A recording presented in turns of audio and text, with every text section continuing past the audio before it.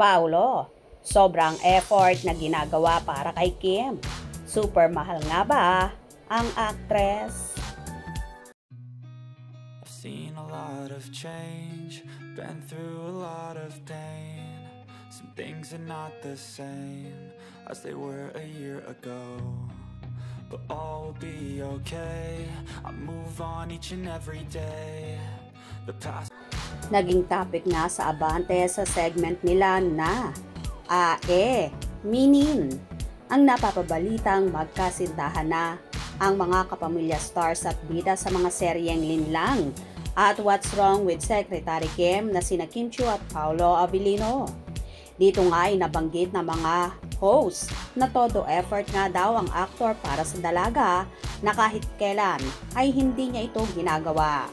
Ang tinutukoy nga ng mga host na ito ay ang mga paggawa ni Paolo ng Discord channel kung saan siya pa raw talaga ang nag-initiate sa kanilang mga tagahanga. At inabot pa daw ng 9 hours ang aktor sa paggawa nito. Talaga, si Paolo Abilino, hindi siya ganyan dati.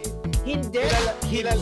Kilala na ako kilala ko na si Paolo noon pa sa Sunset pa lang. Alam niyo bang konti pa kami magsama sa isang show sa GMA, This Is It. Hindi kayo meant to be ni Paolo. Ang meant to be ay si Paolo tsaka si mga nararamdaman niya, nasa kanya lang talaga.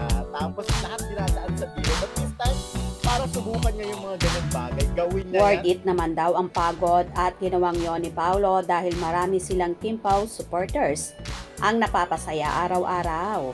Nandyan nga ang nakikipagbardagulan sina Kim at Paolo sa kanilang mga tagahanga through Discord channel na lahat naman ay kinikilig. Ibang-ibang Paolo na nga raw ang makikita sa aktor ngayon na kung noon ay super tahimik lang at very private.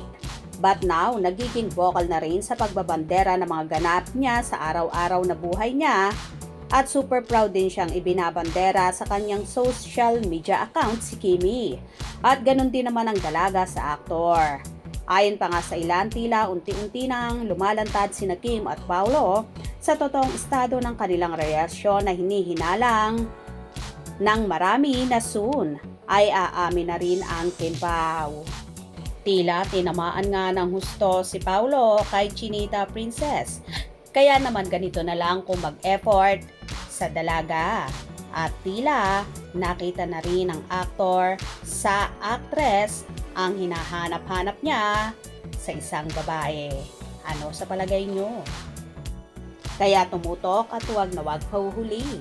Hope you enjoy. Please subscribe for more info.